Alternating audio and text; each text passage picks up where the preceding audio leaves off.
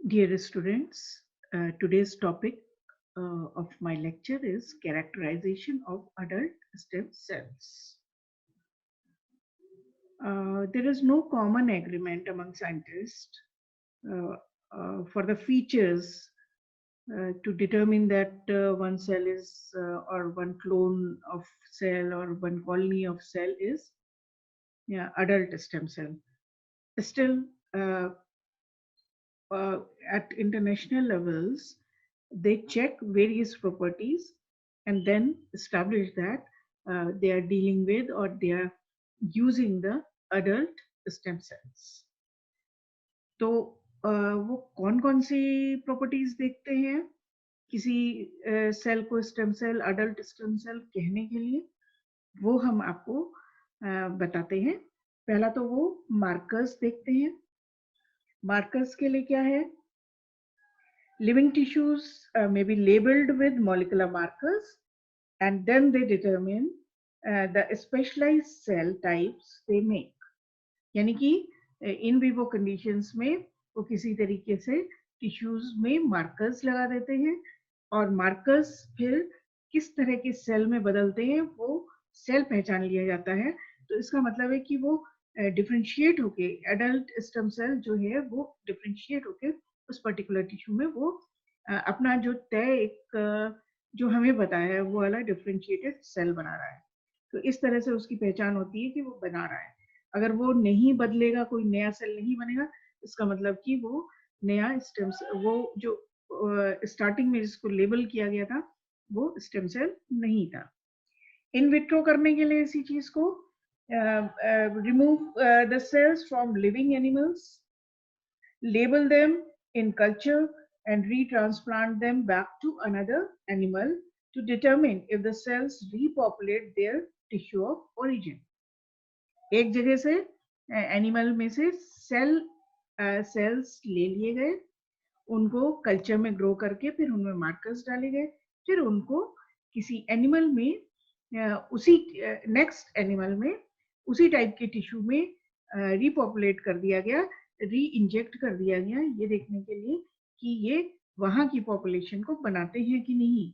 अगर वो बनाते हैं तो डिफरेंशिएटेड सेल्स जो है वो लेबल्ड होंगे और किस टाइप के डिफरेंशिएटेड सेल्स बना रहा है ये पता चलेगा, प्लस वो स्टेम सेल है ये पता चलेगा, प्लस वो अपने टिश्यू ऑफ ओरिजिन में जब पहुंचता है, अगर वही जहां से उसको रिमूव किया गया था एक एनिमल में से उसी तरह के दूसरे टिश्यू में लाइक लंग से एक जगह एक एनिमल में से लंग से लिया गया और दूसरे एनिमल के लंग में डाला गया, यानी कि लंग की ही प्रॉपर्टी के डिफरेंट सेल्स बनने चाहिए।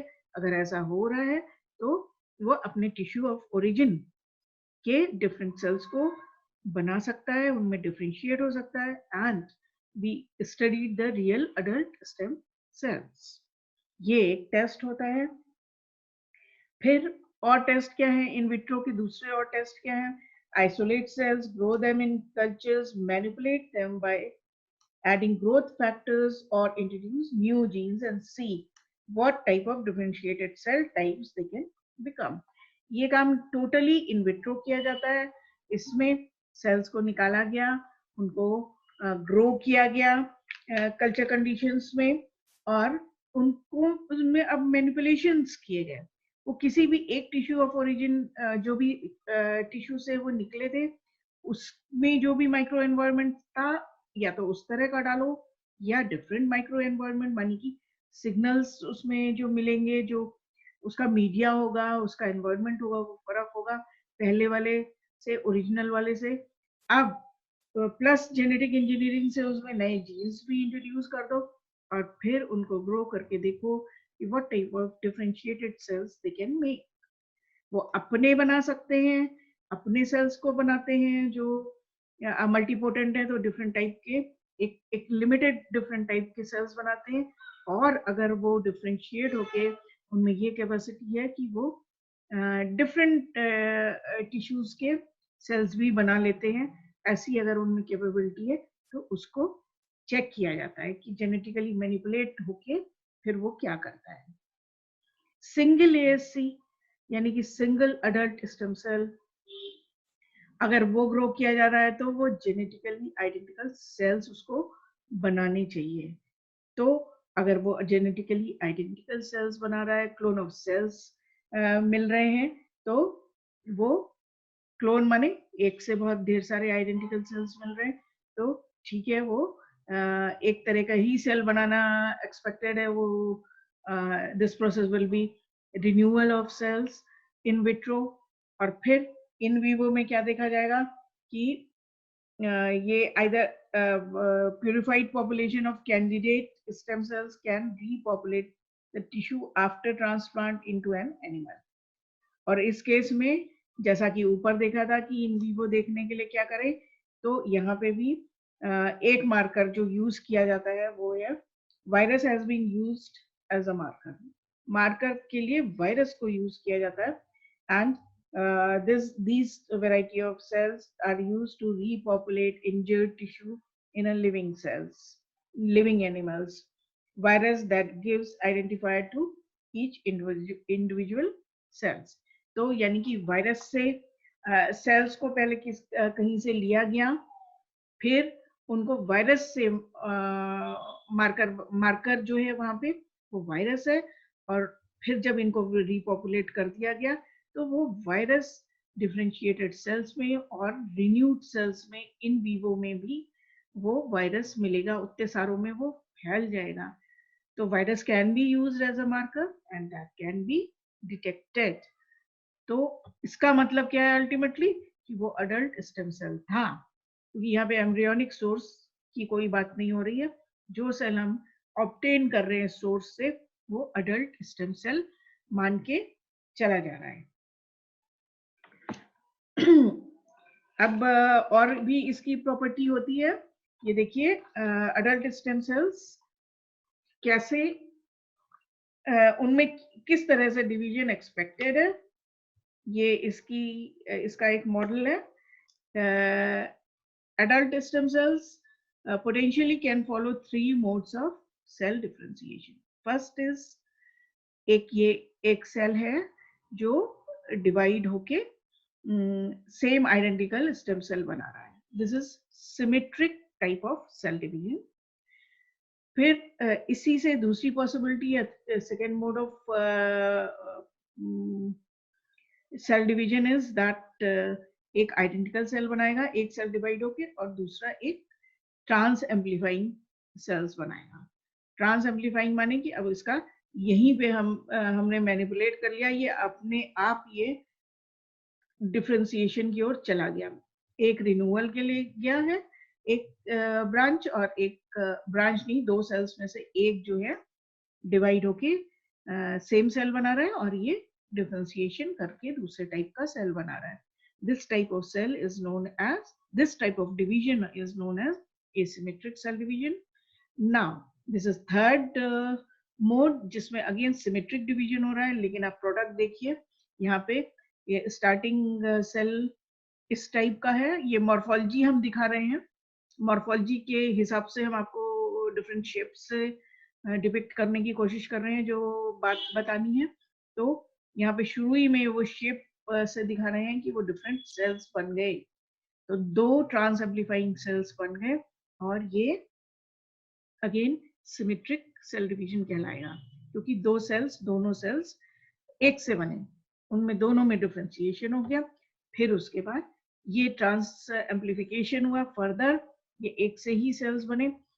बट अब क्या हो रहा है कि ये जो डॉटर सेल्स बन रहे हैं, एम्पलीफाई हो रहे हैं, प्रोलिफरेट हो रहे हैं, लेकिन इनमें से जो और सेल्स बन रहे हैं वो केपेबल हैं डिफरेंट वेराइटी के सेल्स बनाने में। For example if it is lung, this is liver, this is heart, this is brain और ब्लड। तो ये सोर्स यहाँ से शुरू हुआ या यहाँ से शुरू हुआ, और फिर उसने ट्रांस डिफरेंशिएशन करके दिखाया है। तो ये सारी पॉसिबिलिटीज adult stem cells में होती हैं। These can be checked in vitro and in vivo। Now, till now I have not talked about this term. This is plasticity. Plasticity is the phenomena by which adult stem cell extracted from its natural niche, expanded ex vivo or not, but it is transplanted to another physiological environment and it is able to produce cell lineages other than those expected under its normal program of development. This phenomena is known as plasticity. Plasticity क्या हुई? Plasticity ये हुई कि एक जगह से animal में से एक टिश्यू में से अडल्ट स्टेम सेल्स लिए गए, उसको हम कहेंगे उनका नेचुरल एनवायरनमेंट, फिर उनको बाहर एक्सपैंड किया गया या नहीं भी किया गया, लेकिन निकाल के फिर उनको ट्रांसप्लांट किस में किया गया? सेम टिश्यू में नहीं किया गया दूसरे एनिमल में, वो किसी डिफरेंट टिश्यू में करा गया और इस तरह से उसको डिफरेंट एनवायरनमेंट मिला। अब ये देखना है कि वो डिफरेंट लीनेजेस, ये मतलब कि एक लंग का टिश्यू लेने से वो लिवर का टिश्यू बनाता है कि नहीं, ब्रेन का टिश्यू बनाता है नहीं, क्योंकि अब की उसका एनवायरनमेंट फर्क हो गया, तो वो नए जहां भी गया उस नए एनवायरनमेंट का सेल बना रहा है कि नहीं बना रहा है। अडल्ट स्टेम सेल्स में ये प्रॉपर्टी देखी गई है कि वो बना पाता है, and this phenomena is known as plasticity. Niche जो है, निच के बारे में पहले भी बात कर चुके हैं कि निच हर टिश्यू में एक छोटा सा माइक्रो एनवायरनमेंट है जिसमें कि स्टेम सेल्स को सिग्नलिंग मिलती है। ये सिग्नल्स दो तरह के हो सकते हैं, external signal molecules and internal signal molecules. Internal signal molecules cell के अंदर से खुद किसी जीन या तो साइलेंट हो गई या जीन एक्टिवेट हो गई तो वो सिग्नलिंग देके वो अपना प्रोटीन बनाएगी, वो प्रोटीन अपना काम करेगा। तो इंटरनल सिग्नलिंग की वजह से एक अडल्ट स्टेम सेल काम कर सकता है, या जिस बाहर वाले एनवायरनमेंट में, एक्सटर्नल एनवायरनमेंट में बाहर से सेल सिग्नलिंग हो रही है, बाहर के एनवायरनमेंट के मॉलिक्यूल्स आइदर लाइपोफिलिक है यानी कि लिपिड लविंग है या नहीं है, तो उनके डिफरेंट रूट्स होते हैं, वो किसी तरीके से सेल की सरफेस पे, प्लाज्मा मेम्ब्रेन की लेवल पे वो अपना सिग्नल भेजते हैं कि इस सेल से क्या एक्सपेक्टेड है। तो वो सिग्नलिंग जाती है, अल्टीमेटली डीएनए तक जाएगी, उसको पता चलेगा कि हमें अब किस तरह से बिहेव करना है, कौन सा जीन ऑन होगा, कौन सा जीन ऑफ होगा, और क्या प्रोटीन्स बनेंगी और इस सेल का क्या फेट होगा, ये डिवाइड होके किस तरीके का डिफरेंशिएट होगा, रिन्यू होगा, लंग बनेगा, हार्ट बनेगा, क्या बनना है, ये एक्सटर्नल एनवायरनमेंट भी तय करते हैं और इंटरनली भी ये बातें डिसाइड होती हैं। कुछ बातें जेनेटिक इंजीनियरिंग से डिसाइड होती हैं, जो कि एक पर्टिकुलर निच में फिर ये काम चलता है। ना ये आपको एक फिगर दिखा रही हूँ जिसमें कि अभी तक जितनी बातें कही हैं हमने वो उन सारे का डिपिक्शन है। आप ये देखिए, ये हमने नेचर रिव्यूज में से आपको दिखाने के लिए ये फिगर ली है, मॉलिक्यूलर सेल बायोलॉजी। इसमें आप देख सकते हैं, पहला है सिंपली डिफरेंशिएशन दिखाया जा रहा है अडल्ट स्टेम सेल का। ओरिजिनल मॉलिक्यूल इस तरीके का, ओरिजिनल सेल इस तरीके का है, फिर वो डिफरेंशिएट हो रहा है, अल्टीमेटली डिफरेंशिएटेड सेल ये है। डी डिफरेंशिएशन एक नया फिनोमेना है, एक नया टर्म हम बता रहे हैं इसमें, जो कि होता है तो डिफरेंशिएशन के दौरान होता है। अब ये कहना है कि adult stem cells can D differentiate, यानी कि वो वापस प्रोजेनेटर सेल की स्टेट तक आ सकते हैं। तो ये फाइनली डिफरेंशिएटेड सेल है, उसमें या तो इंजरी हो गई या उसको कोई नई सिग्नलिंग मिली, तो इट स्टार्ट्स डी डिफरेंशिएटिंग, यानी कि वो वापस इस लेवल पे आ जाता है और इस लेवल का फिर से प्रोलिफरेशन होगा, और either it will remain quotient, जैसा कि मतलब नॉन डिवाइडिंग हालत में वो पड़ा रहेगा जब तक कि उसकी रिक्वायरमेंट नहीं, या फिर वो फर्दर किसी दूसरी ब्रांच ऑफ सेल्स में डिवाइड हो जाएगा। तो वो इसके फर्दर है, बट डी डिफरेंशिएट होने की एक अडल्ट स्टेम सेल की भी प्रॉपर्टी है, प्लस अडल्ट मैच्योर सेल की भी प्रॉपर्टी है कि वो फाइनली डी डिफरेंशिएट होके यहाँ तक आ जाए। और ये प्रॉपर्टीज खास तौर से डॉली द शीप जो फर्स्ट इस तरह का क्लोन शीप का क्लोन बना है, उसमें इस तरह की प्रॉपर्टीज देखकर फिर उसको यूटिलाइज करके डॉली बनी है। This is trans differentiation. इसमें आप देख लीजिए डायरेक्ट ट्रांस डिफरेंशिएशन हो रहा है, एक वैरायटी का डिफरेंशिएटेड सेल है और वो डिफरेंट वैरायटी के सेल में बदला जा रहा है, उसको कोई सिग्नल मिलेगा ऑफ कोर्स, तो उसकी वजह से वो चेंज हो रहा है। ये क्या है, ट्रांस डिफरेंशिएशन सिग्नल्स इसको भी मिल रहे हैं थ्रू लेस डिफरेंशिएटेड इंटरमीडिएट। तो इसमें क्या है कि ये फाइनली मतलब डिफरेंशिएटेड सेल जो है वो फाइनली तीसरे सेल में नहीं बदल रहा है, वो क्या हो रहा है, पहले वो प्रोजेनेटर सेल में चेंज हो जा रहा है और फिर वो एक नई वैरायटी का सेल बना सकता है। तो इतने ढेर सारे फेट हैं स्टेम सेल्स के। सो these were the characteristic features जिनको साइंटिस्ट देखते हैं और उनमें डिफरेंट वैरायटी के मैनिपुलेशंस जेनेटिक लेवल पे, एनवायरमेंटल लेवल पे, कल्चर कंडीशंस में, इन विवो इन विट्रो, जिस तरीके से भी वो करके मैनिपुलेट करके देखते हैं कि अडल्ट सेल में और अडल्ट स्टेम सेल्स में कितना पोटेंशियल है बॉडी के डिफरेंट पार्ट्स को बनाने का, जिनको कि वो यूज करके इंजरी या डिजीज में फर्दर यूज कर सकते हैं। सो हम धीरे धीरे सारे फिनोमेना और भी जो नए आएंगे उनको पढ़ेंगे और इनसे क्या क्या यूजेस किए जा रहे हैं। हमारा